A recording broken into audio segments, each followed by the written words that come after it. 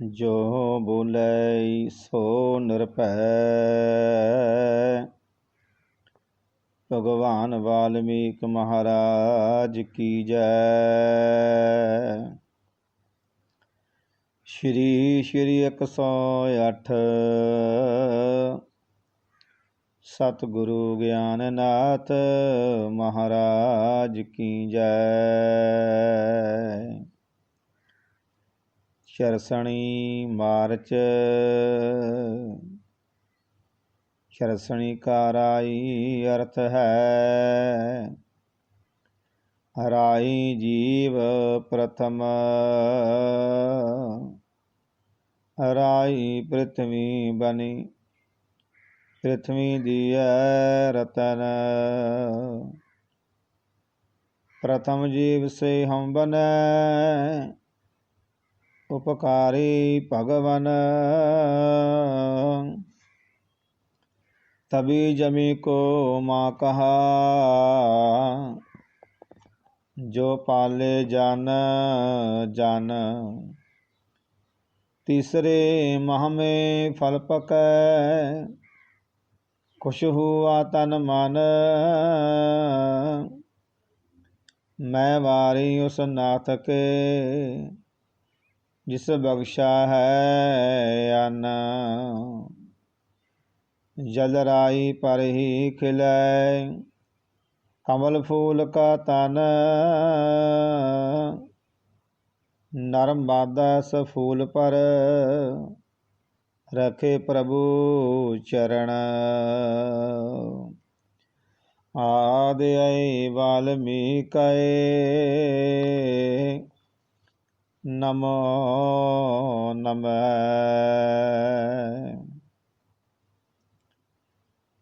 परम सत्कारयोग गुरु प्यारी साध संगत जीओ।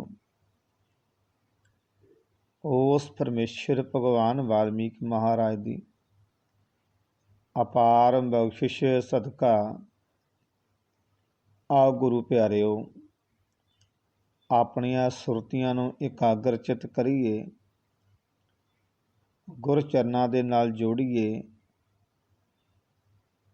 ताकि जो सानू परमेश्वर निरंकार ने ये मानस दे ही बख्शिश कीती है। बड़ियां ही जूना भोग के गुरु प्यारे इस मानस जूनी का लाहा लईए। उस परमेश्वर दे कौतक शक्ति जो कायनात की रचना कीती है उसनूं पहचानीए। जिन्ना चकर आपां उस निरंकार की शक्ति नूं नाए परमेश्वर की शक्ति नूं पहचानते नहीं हाँ उन्हां चक्कर गुरु प्यारिओ साडे अंदरों परमेश्वर निमित्त प्यार नहीं उपजदा। इस करके सानू वाणी गुरुआं दे शब्द पहचानने जरूरी हैं। आओ गुरु प्यारिओ कि मार्च महीने का जो चरसणी है, चरसणी तो भाव मार्च, प्रभु रत्नाकर महाराज जी किस तरह कृपा करते हैं। चरसणी का राई अर्थ है। राई जीव प्रथम गुरु प्यारिओ जिस तरह उदाहरण के तौर पर आवा देखते हाँ कि हर पासे जल ही जल है ते गुरु प्यारिओ जल के उपर एक राई एक हरी जी पात्र जम जाती है।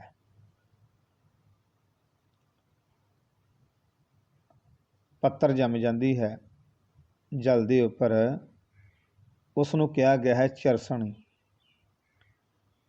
ते उसनूं राई भी कहा जाता है। राई हरी हरी गुरु प्यारिओ परत जमदी है जल के उपर।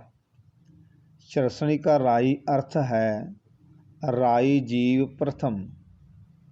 उस ही गुरु प्यारिओ राई तो सहजे सहजे परमेश्वर निरंकार की किरपा होंदी है।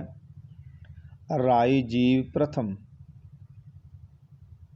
ਤੇ ਗੁਰੂ ਪਿਆਰਿਓ ਰਾਈ ਦੇ ਉੱਪਰ ਫਿਰ ਜੋ ਪ੍ਰਥਮ ਤੋਂ ਭਾਵ ਹੈ ਧਰਤੀ ਤੇ ਜੀਵ ਪੈਦਾ ਹੁੰਦੇ ਹਨ। ਰਾਈ ਹੀ ਪ੍ਰਿਥਵੀ ਬਣੀ, ਪ੍ਰਿਥਵੀ ਦੀਏ ਰਤਨ। ਇਹ ਗੁਰੂ ਪਿਆਰੇ ਉਸੇ ਹੀ ਰਾਈ ਦੇ ਉੱਪਰ ਫਿਰ ਪ੍ਰਿਥਵੀ ਦੀ ਸਿਰਜਣਾ ਹੁੰਦੀ ਹੈ ਤੇ ਪ੍ਰਿਥਵੀ ਦੇ ਉੱਪਰ ਫਿਰ ਪ੍ਰਿਥਵੀ ਦੀਏ ਰਤਨ। ਫਿਰ ਗੁਰੂ ਪਿਆਰੇ ਉਸ ਧਰਤੀ ਦੇ ਉੱਪਰ ਅਨੇਕਾਂ ਤਰ੍ਹਾਂ ਦੇ ਰਤਨ ਪੈਦਾ ਹੁੰਦੇ ਹਨ। ਮਨੁੱਖਾ ਦੇਹੀ ਤੋਂ ਲੈ ਕੇ 86 ਲੱਖ ਜੀਵ ਜੰਤ ਤੋਂ ਲੈ ਕੇ ਪਤਾ ਨਹੀਂ ਹੋਰ ਕਿਤਨੀਆਂ ਕੁ ਜੂਨੀਆਂ ਇਸ ਰਾਈ ਪ੍ਰਥਮ ਇਹ ਧਰਤੀ ਦੇ ਉਪਜਦੀਆਂ ਹਨ ਤੇ ਪ੍ਰਭੂ ਧਨਾਕਰ ਮਹਾਰਾਜ ਨੇ ਉਹਨਾਂ ਨੂੰ ਕਿਹਾ ਰਤਨ। ਰਾਈ ਹੀ ਪ੍ਰਿਥਵੀ ਬਣੀ, ਪ੍ਰਿਥਵੀ ਦੀ ਰਤਨ। ਕਿ ਰਾਈ ਹੀ ਹਰੀ ਹਰੀ ਪਾਤਰ ਹੀ ਪ੍ਰਿਥਵੀ ਬਣ ਜਾਂਦੀ, ਧਰਤੀ ਬਣ ਜਾਂਦੀ ਹੈ। ਉਸ ਦੇ ਉੱਪਰ ਇਹ ਗੁਰੂ ਪਿਆਰੇ ਸਹਿਜੇ ਸਹਿਜੇ ਨਿਰੰਕਾਰ ਦੀ ਉਸ ਕਾਇਨਾਤ ਦੀ ਪਰਮੇਸ਼ਰ ਦੀ ਕਿਰਪਾ ਹੁੰਦੀ ਹੈ, ਕੁਦਰਤ ਦੀ ਕਿਰਪਾ ਹੁੰਦੀ ਹੈ। ਇਹ ਧਰਤੀ ਦੇ ਉੱਪਰ ਅਨੇਕਾਂ ਤਰ੍ਹਾਂ ਦੇ ਰਤਨ ਪੈਦਾ ਹੁੰਦੇ ਹਨ। ਪ੍ਰਥਮ ਜੀਵ ਸੇ ਹਮ ਬਨੈ, ਉਪਕਾਰੀ ਭਗਵਨ। ਪ੍ਰਥਮ ਜੀਵ ਸੇ ਹਮ ਬਨੈ। ਤੇ ਗੁਰੂ ਪਿਆਰਿਓ ਜੋ ਪ੍ਰਿਥਵੀ ਧਰਤੀ ਹੈ ਉਹ ਜੀਵਾਂ ਤੋਂ ਅਸੀਂ ਜੀਵ ਪੈਦਾ ਹੋਏ ਹਾਂ। ਉਪਕਾਰੀ ਭਗਵਨ। ਤੇ ਗੁਰੂ ਪਿਆਰਿਓ ਉਸ ਭਗਵਾਨ ਦਾ ਇੰਨਾ ਵੱਡਾ ਉਪਕਾਰ ਹੈ, ਉਸ ਪਰਮਾਤਮਾ ਭਗਵਾਨ ਦਾ ਇੰਨਾ ਵੱਡਾ ਉਪਕਾਰ ਹੈ ਮਾਤਲੋਕ ਧਰਤੀ 'ਤੇ। ਤਬੀ ਜਮੀ ਕੋ ਮਾਂ ਕਹਾ, ਜੋ ਪਾਲੇ ਜਨ ਜਨ। ਗੁਰੂ ਪਿਆਰੇ ਫਿਰ ਤਾਂ ਹੀ ਆਪਾਂ ਧਰਤੀ ਨੂੰ ਮਾਤਾ ਦਾ ਦਰਜਾ ਦਿੰਦੇ ਹਾਂ, ਧਰਤੀ ਨੂੰ ਮਾਂ ਦਾ ਦਰਜਾ ਦਿੰਦੇ ਹਾਂ। ਜਿਸ ਤਰ੍ਹਾਂ ਆਪਣੀ ਮਾਂ ਆਪਾਂ ਨੂੰ ਜਨਮ ਦਿੰਦੀ ਹੈ ਤੇ ਗੁਰੂ ਪਿਆਰਿਓ ਸਭ ਤੋਂ ਵੱਡੀ ਜਗ ਜਨਨੀ ਜੋ ਧਰਤੀ ਮਾਤਾ ਹੈ।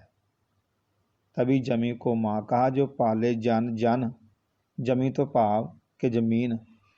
ਤਾਂ ਹੀ ਆਪਾਂ ਇਹ ਧਰਤੀ ਨੂੰ ਮਾਂ ਦਾ ਦਰਜਾ ਦਿੰਦੇ ਹਾਂ ਕਿ ਧਰਤੀ ਮਾਤਾ ਵੀ ਕਹਿੰਦੇ ਹਾਂ। ਅੱਗੇ ਗੁਰੂ ਜੀ ਫਰਮਾਨ ਕਰਦੇ ਹਨ, ਜੋ ਪਾਲੇ ਜਨ ਜਨ। ਤੇ ਗੁਰੂ ਪਿਆਰੇ ਜਨ ਜਨ ਅਨੇਕਾਂ ਤਰ੍ਹਾਂ ਦੀ ਜੋ ਕਾਇਨਾਤ ਸ੍ਰਿਸ਼ਟੀ ਸਾਜੀ ਹੈ ਤੇ ਗੁਰੂ ਪਿਆਰੇ ਜਨ ਜਨ ਨੂੰ ਪਾਲ ਰਹੀ ਹੈ। ਤੀਸਰੇ ਮਾਹ ਮੇ ਫਲ ਪਕੈ, ਖੁਸ਼ ਹੁਆ ਤਨ ਮਨ। ਤੇ ਗੁਰੂ ਪਿਆਰੇ ਆਪਾਂ ਕੋਈ ਬੀਜ ਬੋਝਦੇ ਹਾਂ, ਤੀਸਰੇ ਮਾਹ ਤੱਕ ਸਾਨੂੰ ਉਹਦਾ ਫਲ ਮਿਲ ਜਾਂਦਾ ਹੈ। ਤੀਸਰੇ ਮਾਹ ਮੇ ਫਲ ਪਕੈ, ਖੁਸ਼ ਹੁਆ ਤਨ ਮਨ।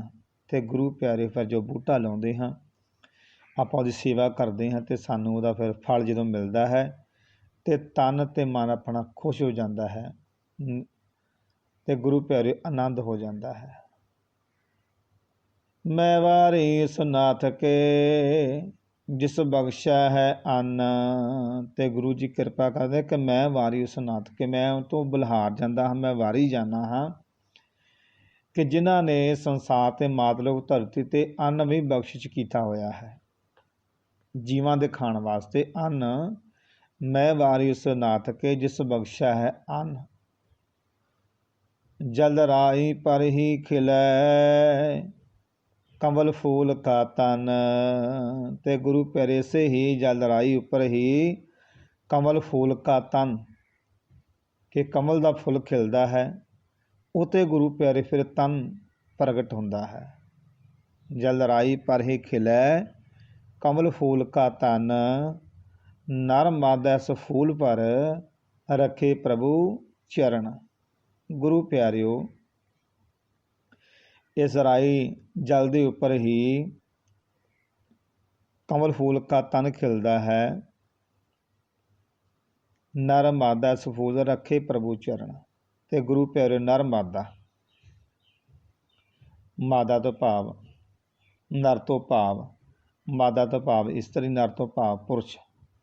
ਤੇ ਗੁਰੂ ਪਿਆਰਿਓ ਫਿਰ ਨਰ ਮਾਦਾ ਕਹਿਣ ਤੋਂ ਭਾਵ ਕਿ ਭਗਵਾਨ ਵਾਲਮੀਕੀ ਮਹਾਰਾਜ ਦੀ ਕਮਲੇਸ਼ਵਰ ਨਿਰੰਕਾਰ ਅਨੇਕਾਂ ਤਰ੍ਹਾਂ ਦੇ ਨਾਮ ਉਹਨਾਂ ਨੂੰ ਆਪਾਂ ਪੁਕਾਰਦੇ ਹਾਂ, ਯਾਦ ਕਰਦੇ ਹਾਂ। ਉਹ ਸਾਡੇ ਮਾਤਾ ਵੀ ਹੈ, ਸਾਡੇ ਪਿਤਾ ਵੀ ਹੈ। ਦੋਨੋਂ ਤਰ੍ਹਾਂ ਹੀ ਨਰ ਮਾਦਾ ਸਫੂਲ ਪਰ ਰੱਖੇ ਪ੍ਰਭੂ ਚਰਨ। ਦੇਖੋ ਗੁਰੂ ਪਿਆਰਿਓ, ਜੋ ਸਾਨੂੰ ਜਨਮ ਦਿੰਦੀ ਹੈ ਉਹ ਮਾਂ ਹੈ। ਸਾਨੂੰ ਜੋ ਪਾਲਣ ਪੋਸ਼ਣ ਕਰਦਾ ਹੈ ਉਹ ਗੁਰੂ ਪਿਆਰਿਓ ਸਾਡੀ ਮਾਂ ਹੈ। ਜੋ ਸਾਡੇ ਦੇਖਭਾਲ, ਜੋ ਬਾਹਰੋਂ ਕਮਾ ਕੇ ਲਿਆਉਂਦਾ ਹੈ ਉਹ ਗੁਰੂ ਪਿਆਰੇ ਸਾਡਾ ਪਿਤਾ ਹੈ। ਇਸੇ ਗੁਰੂ ਜੀ ਉਦਾਹਰਨ ਦਿੰਦੇ ਹੈ ਕਿ ਨਰ ਮਾਦਾ ਸਫੂਲਰ ਪਰ ਰੱਖੇ ਪ੍ਰਭੂ ਚਰਨ। ਨਰ ਮਾਦਾ ਮਾਤਾ ਪਿਤਾ ਬਣ ਕੇ ਇੱਕ ਹੀ ਰੂਪ, ਇੱਕ ਹੀ ਸ਼ਕਤੀ ਗੁਰੂ ਪਿਆਰਿਓ। ਇਸ ਫਿਰ ਰਾਈ ਉੱਪਰ ਕਮਲ ਫੁੱਲ ਖਿਲਦਾ ਹੈ ਅਤੇ ਕਮਲ ਫੁੱਲ ਦੇ ਉੱਪਰ ਗੁਰੂ ਪਿਆਰਿਓ ਫਿਰ ਪਰਮੇਸ਼ਰ ਨਿਰੰਕਾਰ ਭਗਵਾਨ ਵਾਲਮੀਕ ਮਹਾਰਾਜ ਜੀ ਪ੍ਰਗਟ ਹੁੰਦੇ ਹਨ। ਨਰ ਮਾਦਾ ਸਫੂਲ ਪਰ ਰੱਖੇ ਪ੍ਰਭੂ ਚਰਨ।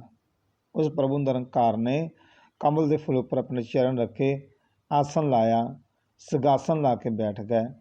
ਜਿਸ ਵਕਤ ਆਪਾਂ ਗੁਰੂ ਪਿਆਰਿਆਂ ਨੂੰ ਕਹਿ ਜਾਂਦੇ ਹਾਂ ਪ੍ਰਗਟ ਦਿਵਸ, ਭਗਵਾਨ ਵਾਲਮੀਕ ਮਹਾਰਾਜ ਦਾ ਪ੍ਰਗਟ ਦਿਵਸ ਆ ਰਿਹਾ ਹੈ। ਕਹਿਣ ਤੋਂ ਭਾਵ ਕੋ ਆਪਣੇ ਆਪ ਤੋਂ ਹੀ ਉਹ ਪ੍ਰਗਟ ਹੋਏ ਸੀਗੇ। ਆਦਿ ਵਾਲਮੀਕਾਏ ਨਮੋ ਨਮः।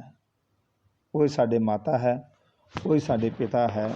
ਅਤੇ ਗੁਰੂ ਪਿਆਰਿਓ ਉਹ ਆਦਿ ਸ਼ਕਤੀ ਨਿਰੰਕਾਰ ਪਰਮੇਸ਼ਰ ਭਗਵਾਨ ਵਾਲਮੀਕ ਮਹਾਰਾਜ ਜੀ ਇਸੇ ਤਰ੍ਹਾਂ ਮਾਤਲੋਕ ਧਰਤੀ 'ਤੇ ਆਏ ਸੀਗੇ, ਸਾਨੂੰ ਦਰਸ਼ਨ ਦੇਣ ਵਾਸਤੇ, ਰਿਸ਼ੀ ਭਾਰਤਵਾਜ ਦੀ ਮਨੋਕਾਮਨਾ ਪੂਰਨ ਕਰਨ ਵਾਸਤੇ। ਅਤੇ ਗੁਰੂ ਪਿਆਰਿਓ ਇਸ ਅੱਜ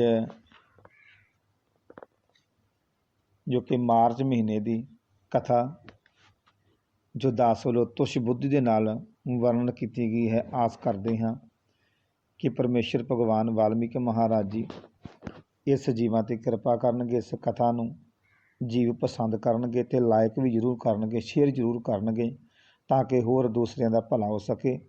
ਭਗਵਾਨ ਵਾਲਮੀਕ ਮਹਾਰਾਜ ਜੀ ਸਾਹਿਬ ਸਤਿਗੁਰੂ ਗਿਆਨਨਾਥ ਮਹਾਰਾਜ ਜੀ ਜੀਵਾਂ 'ਤੇ ਕਿਰਪਾ ਕਰਨ, ਅੰਗ ਸੰਗ ਸਹਾਈ ਹੋਣ। ਜੋ ਬੋਲੇ ਸੋ ਨਿਰਭੈ। ਭਗਵਾਨ ਵਾਲਮੀਕ ਮਹਾਰਾਜ ਕੀ ਜੈ। ਸ਼੍ਰੀ 108 ਸਤਿਗੁਰੂ ਗਿਆਨਨਾਥ ਮਹਾਰਾਜ ਕੀ ਜੈ।